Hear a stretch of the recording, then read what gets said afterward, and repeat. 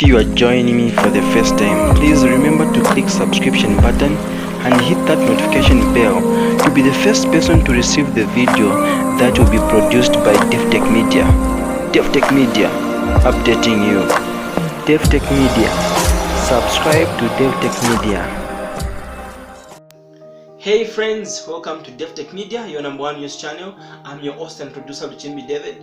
If you're really joining me for the first time, please don't forget to click that subscription button and that notification bell. Thank you for tuning in at Davi-tech-media. Remember, this is the channel that will produce news, trending videos, political news, gospel music, as well as entertainment. Today's update, I'm just updating you all the way from Lusaka. Please take a look at this video. Watch. State House, Lusaka. Mr. President, Article 116, Sub-Article 1 and Article 117 of the Constitution of Zambia, Amendment Act Number 2 of 2016, empowers you, sir, to appoint cabinet and provincial ministers. Article 92, Sub-Article 2F, empowers you, Mr. President, to appoint persons as are required to perform special duties for the executive.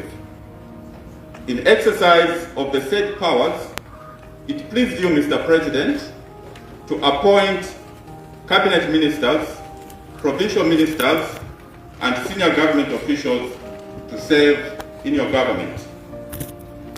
Article 260 of the Constitution stipulates that all presidential appointees shall take oath of office and oath of allegiance before carrying out duties of their office.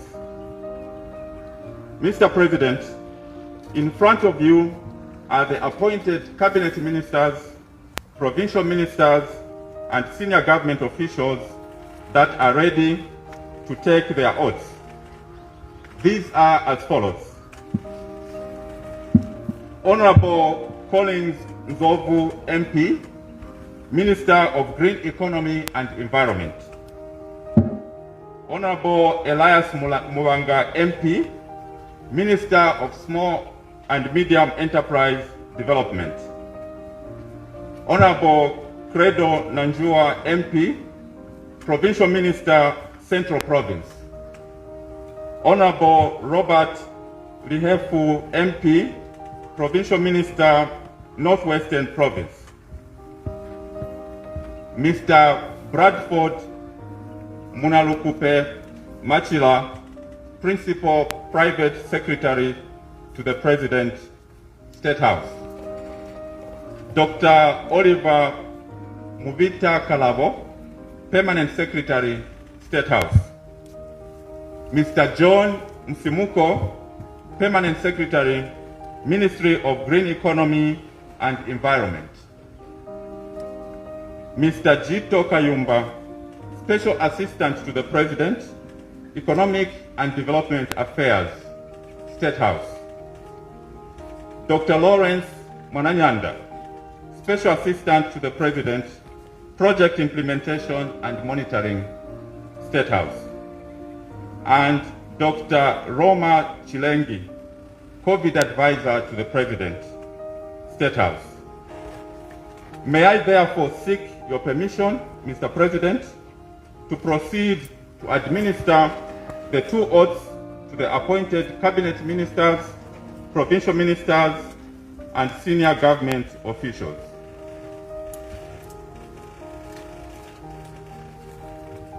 Thank you, Mr. President. I will now administer the oath of office and oath of allegiance to the appointed. May I ask that you all have the Bible in your right hand, and you raise your hand and repeat after me as I read out the oath papers. We will start with the oath of office. Please repeat after me. I, Collins Nzovu,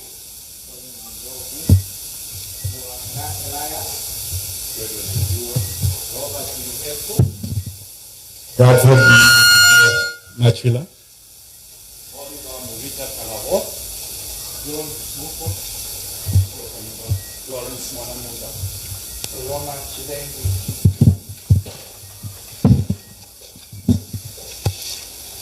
Having been appointed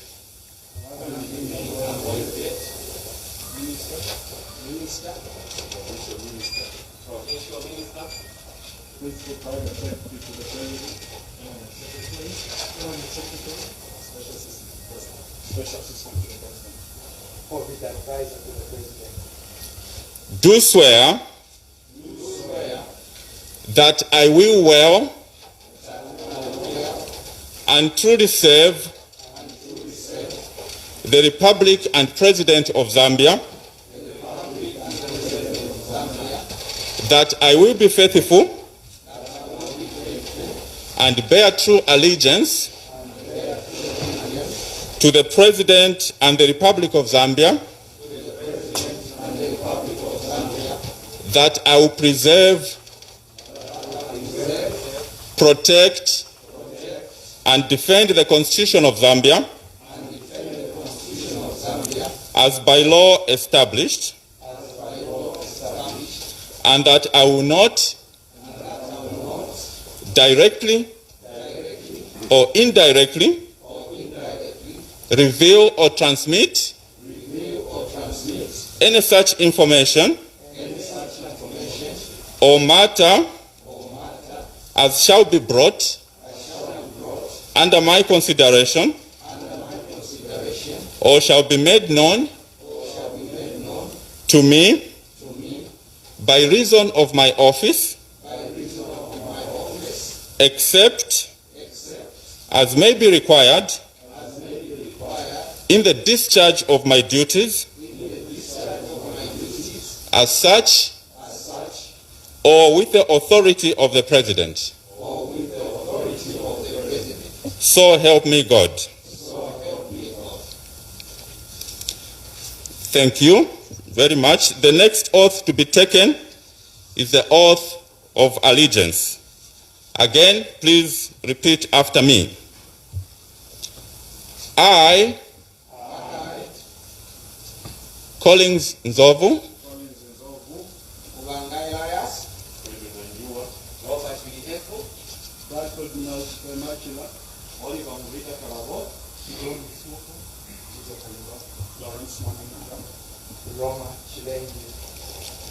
do swear that I will be faithful and bear true allegiance to the President of the Republic of Zambia, and that I will preserve, protect, and defend the Constitution of Zambia as by law established. So help me God. Thank you very much. I will now call upon the individual cabinet ministers, provincial ministers, and the senior government officials to come forward to sign both oath papers and hand them over to Mr. President for his endorsement. And I will follow the same order that we followed earlier. Honorable Collins Nzovu, MP, Minister of Green Economy and Environment.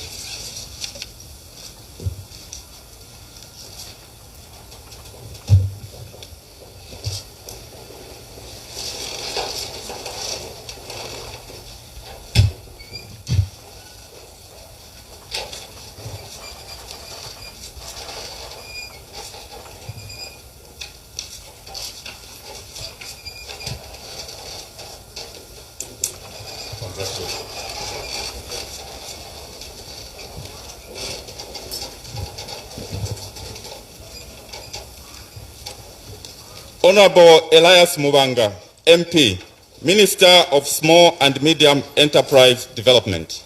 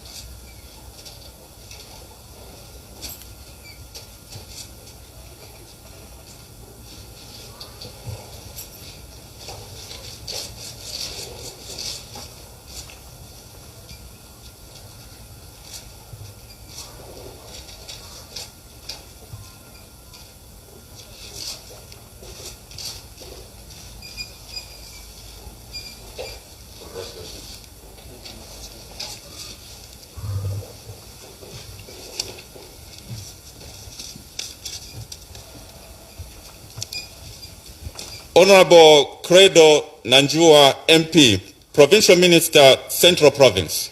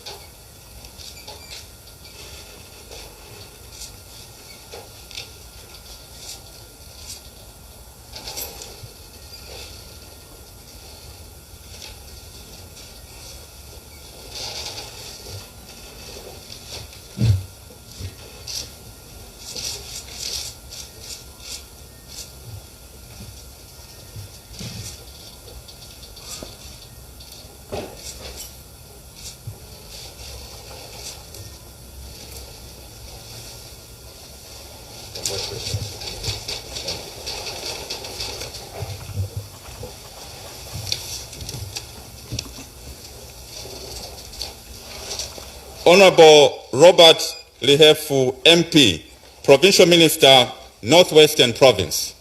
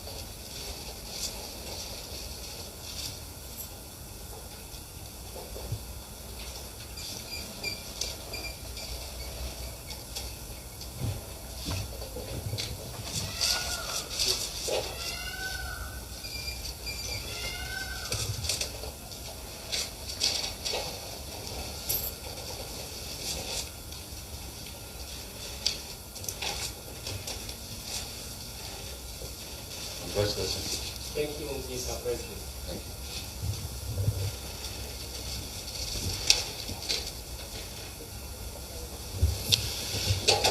you. Mr. Bradford Munalukupe Machila, Principal Private Secretary to the President, State House.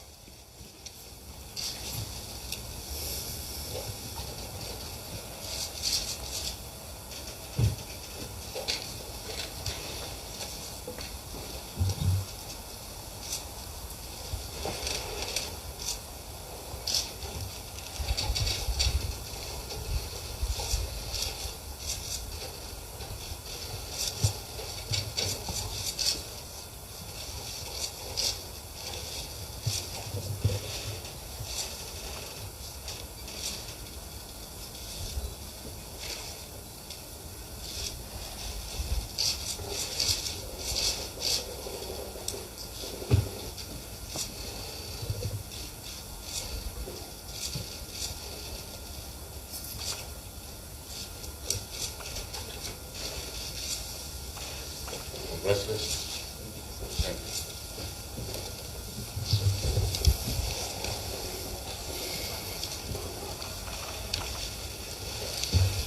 you. Dr. Oliver Muvita Kalabo, Permanent Secretary, State House.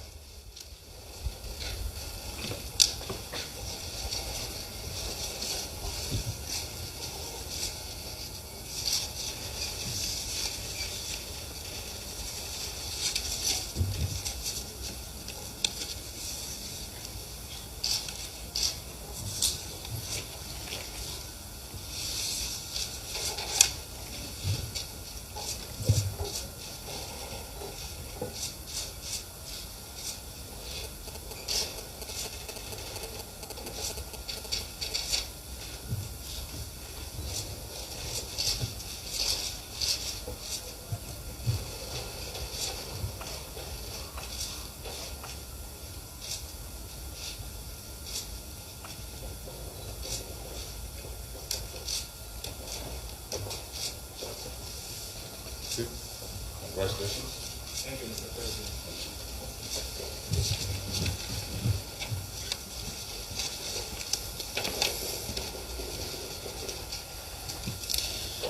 Mr. John Msimuko, Permanent Secretary, Ministry of Green Economy and Environment.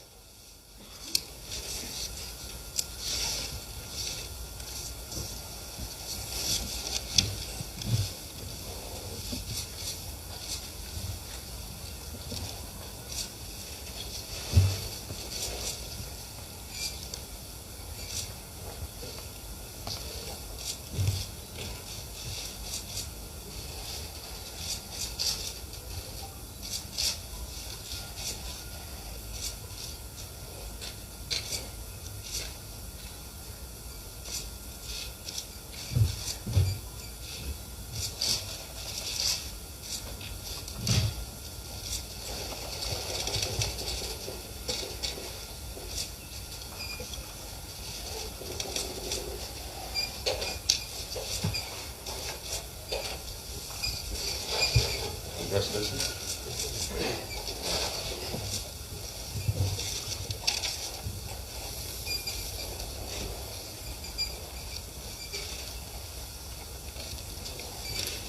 Mr. Jito Kayumba, Special Assistant to the President, Economic and Development Affairs, State House.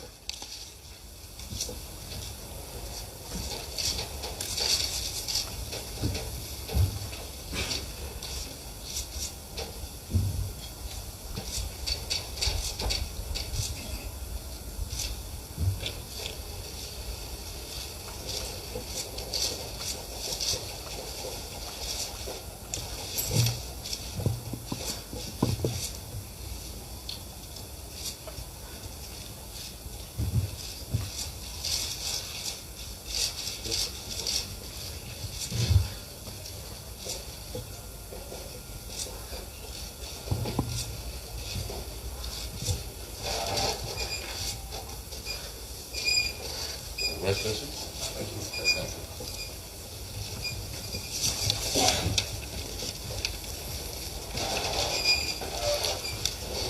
you. Dr. Lawrence Mwananyanda, Special Assistant to the President, Project Implementation and Monitoring, State House.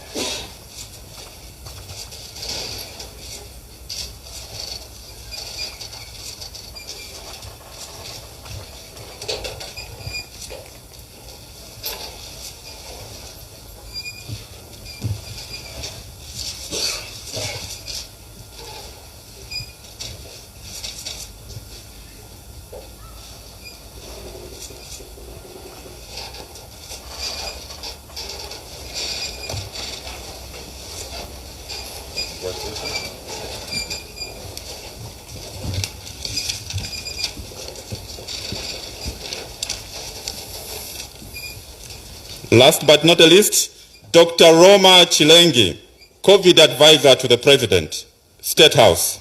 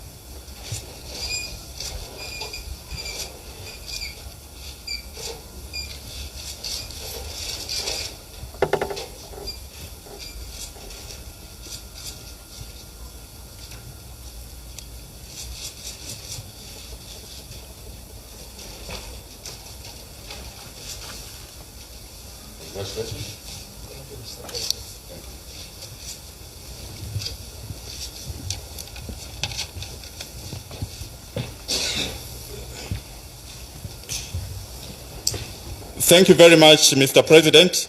It is now my honor and privilege to invite you, sir, to address the newly sworn-in cabinet ministers, provincial ministers, and senior government officials, and the nation at large. Mr. President, sir.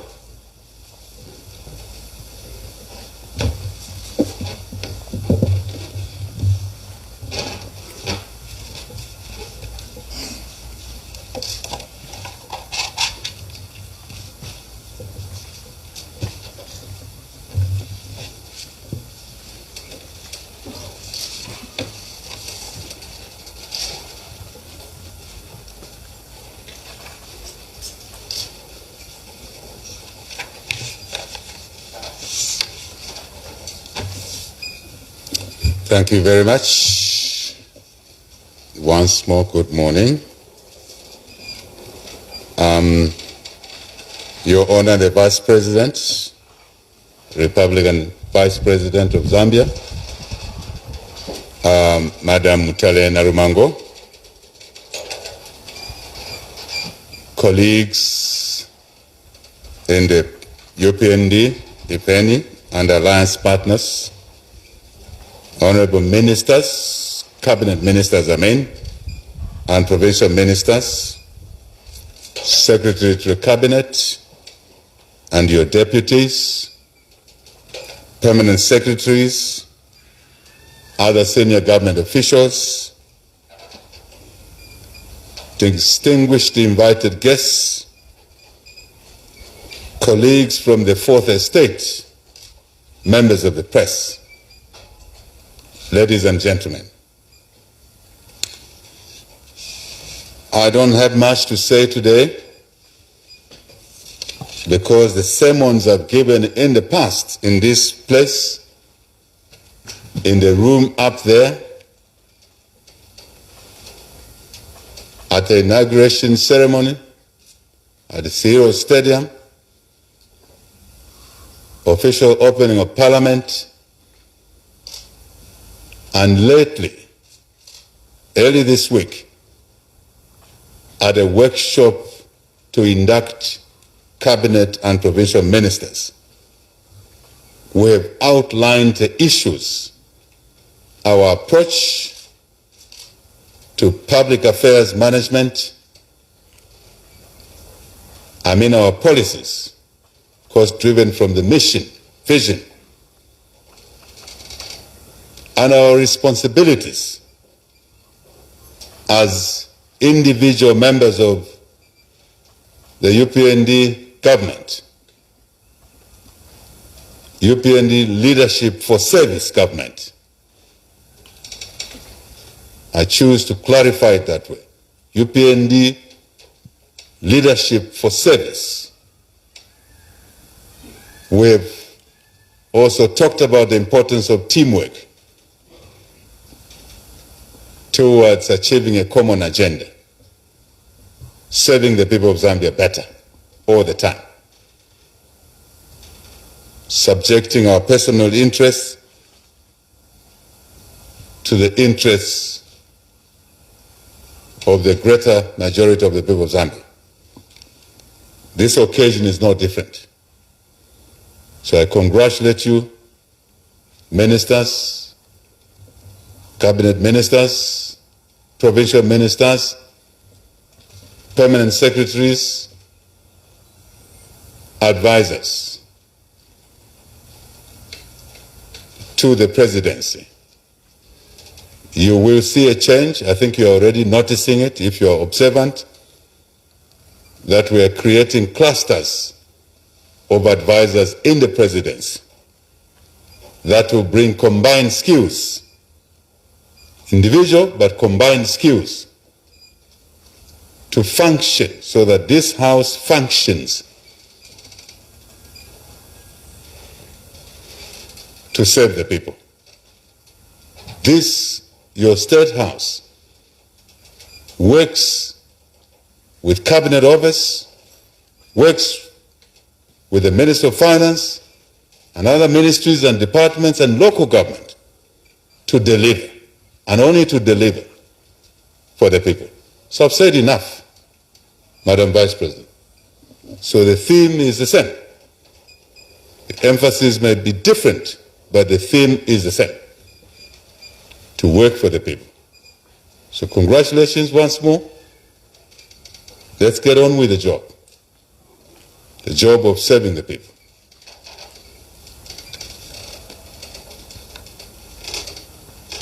As a new leadership for service, we ought to know that the reason government changed, the people decided for change, is to deliver change,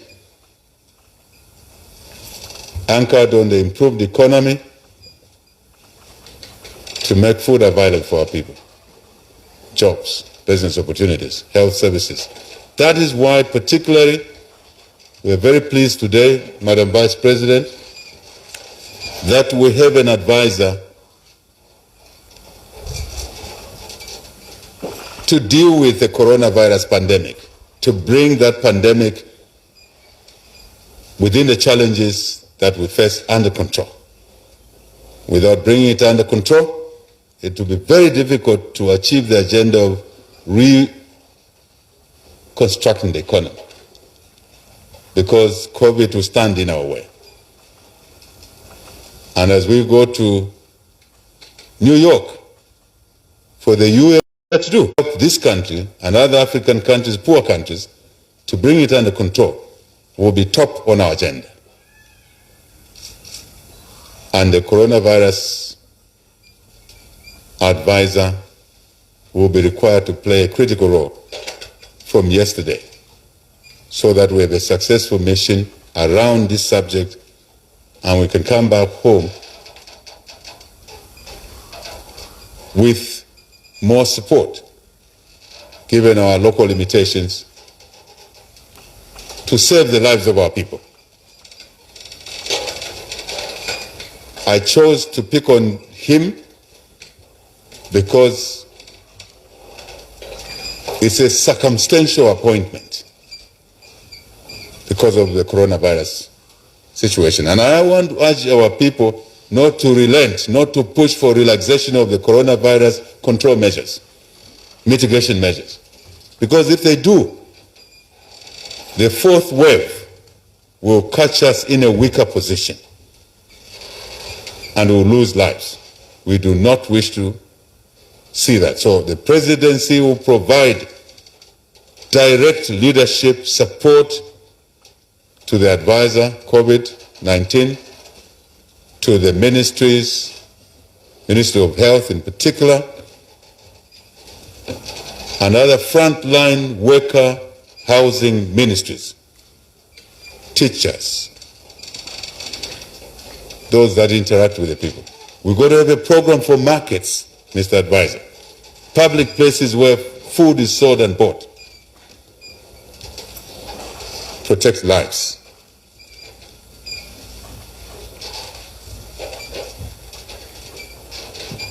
State House is not a master of everything. State House is a unit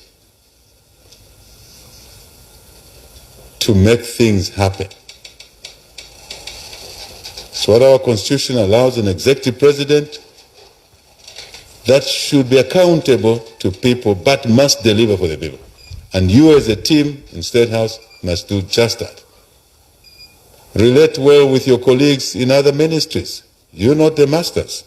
I've seen this too often, that people in State House begin to behave like they are masters in their own right. No, we're servants. And cabinet ministers, you were at a workshop. You heard my message. Secretary of the Cabinet, sir, I would like us to move from these ceremonies only, but simultaneously begin to implement the policies and the measures that will benefit the people. What are these measures? For example, procurement.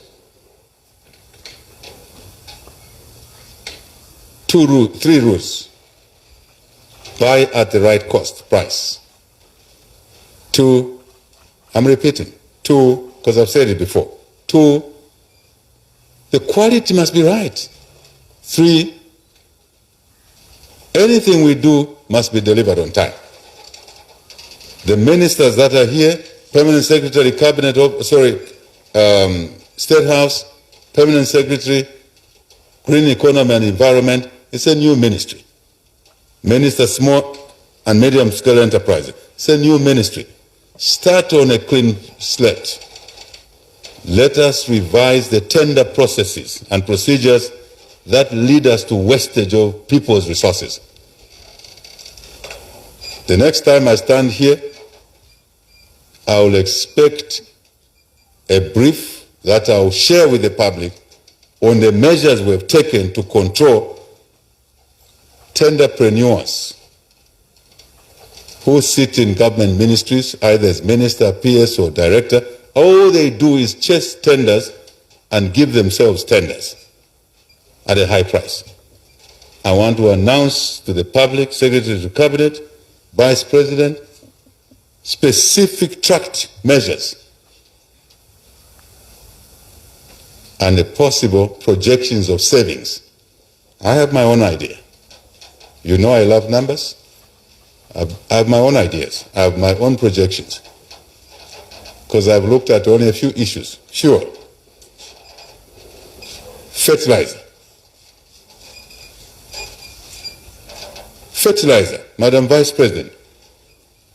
Your officials in these governments that have gone before were buying fertilizer at $1,200 per ton, when at that price, the price of fertilizer was $450 per ton.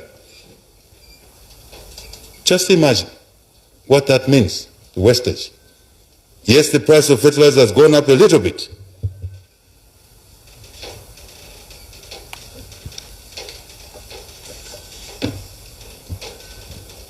Indeed. Please take your seats. Take your seats. Take your seats. Thank you very much.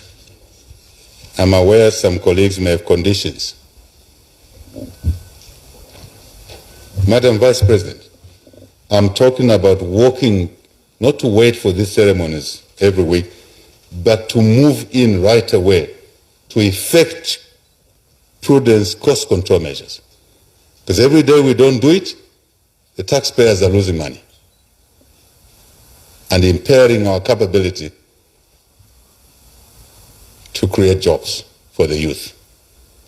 So immediately, Madam, Your Honor, and Secretary of the Cabinet, ministers, as I come back from New York, I would like to find specific tracked measures that will have made to adjust the procurement processes to allow these 3 principles to apply. I think that's fair. I'm not sure, I don't think I'm asking for too much. No, that's a bare minimum. Starting with State House here, right here, Permanent Secretary, right here. Let's live by example, we in these grounds.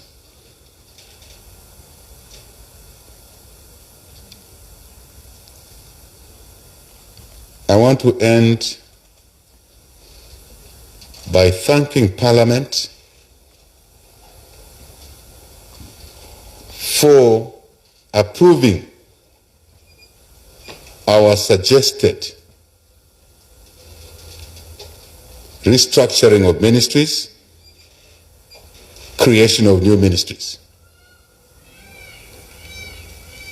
Leader of Government Business in the House, Republican Vice President, Your Honor, please thank Parliament on our behalf for accelerating that decision, and that should become the norm to drive decisions that help the people quickly so people can start seeing benefits. So please, thank you for your leadership of the House, Government Business in the House. Thank the Speaker and her team. I guess for today, I have said enough.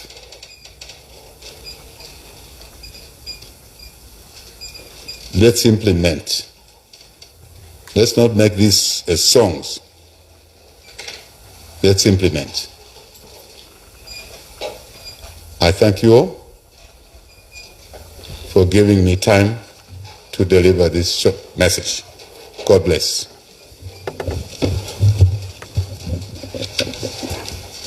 Thank you, Mr. President. This marks the end of the swearing-in ceremony for today. We shall close with the national anthem, and thereafter, Mr. President may have a photo session with the just sworn-in ministers and senior government officials. Thank you. National anthem.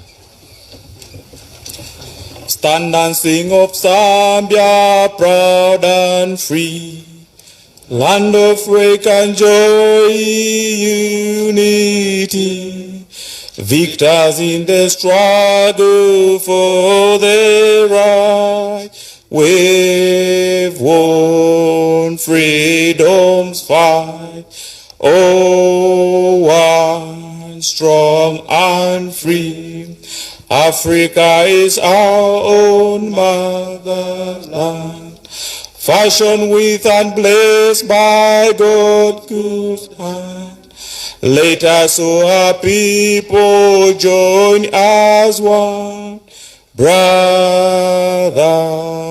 under the sun.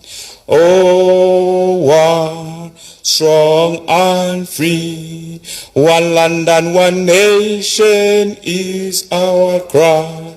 Dignity and peace neath Zambia's sky, like a noble eagle in its flight.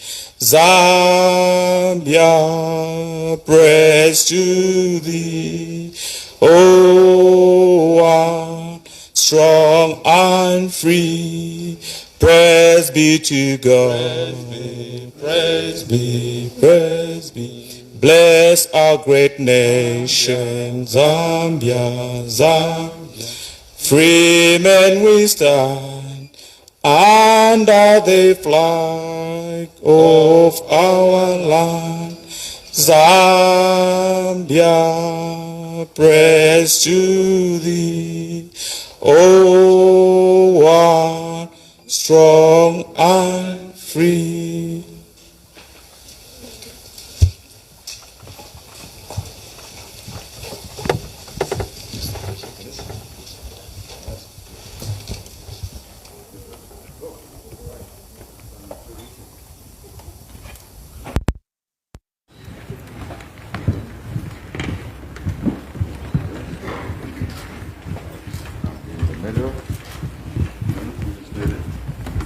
Once more, congratulations and wish you well. Thank you very much.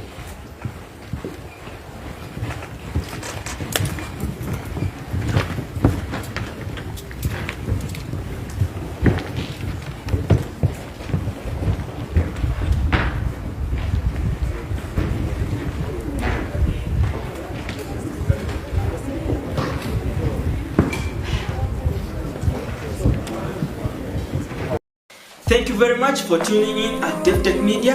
Remember, Davi-tech-media is the media that shares news, trending videos, political news, gospel music, as well as entertainment. Please don't forget to click that subscription button and that notification bell to be the very first person to receive the video that will be produced and posted by Davi-tech-media. Davi-tech-media, updating you.